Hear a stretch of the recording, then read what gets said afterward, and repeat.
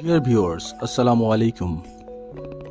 হারপন হলো আমেরিকার তৈরি সকল আবহাওয়া উপযোগী অ্যান্টিশিপ মিসাইল। এটি তৈরি করেছিল ম্যাকডোনাল্ডস ডগলাস, যা বর্তমানে Boeing defence space and securities নামে পরিচিত। হারপন মিসাইল অ্যাক্টিভ রাডার হ্যামিং দ্বারা পরিচালিত হয়, ফলে শত্রুর চোখ ফাঁকি দিয়ে এটি খুব সহজেই পানির সামান্য উপর দিয়ে গিয়ে তার লক্ষ্যে আঘাত হানতে পারে। হারপন মিসাইলের বিভিন্ন ভেরিয়েন্ট রয়েছে।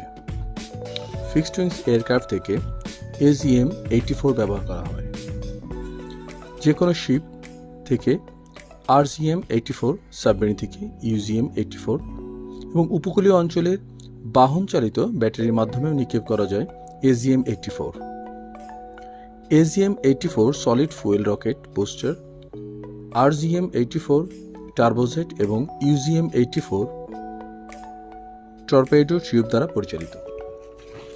হারপন মিসাইল 1977 সালে সার্ভিসে আসে। সময়ের সাথে তাল মিলিয়ে তার উন্নয়নও করা হয়েছে 7টি ভেরিয়েন্টে। ভেরিয়েন্টগুলো হলো Harpoon block 1D, SLAM ATA block AG, যেটাকে আমরা বলি stand off land attack missile, যেটি হচ্ছে নির্দিষ্ট কোনো ব্যাটারি থেকে নিক্ষেপ করা হয়। Harpoon block AJ, Harpoon block 2, Harpoon block 2+, Harpoon block 3, Harpoon block 2+ER। মার্কিন যুক্তরাষ্ট্র সহ আরও 32টি দেশে হারপন মিসাইল ব্যবহার করা হয়। অনেক দেশ তার বিমান বাহিনী এবং নৌবাহিনী উভয় ক্ষেত্রেই হারপন মোবাইল ব্যবহার করে থাকছে। আকাশ থেকে নিক্ষেপযোগ্য হারপনের দৈর্ঘ্য 12 ফুট এবং যার ওজন 519 কেজি। ভূমি থেকে এবং সাবমেরিন থেকে নিক্ষেপযোগ্য হারপনের দৈর্ঘ্য 15 ফুট, যার ওজন 628 কেজি। হারপন মিসাইলের সকল ভেরিয়েন্ট 2990 ফুট উপর দিয়ে চলাচলের যোগ্য।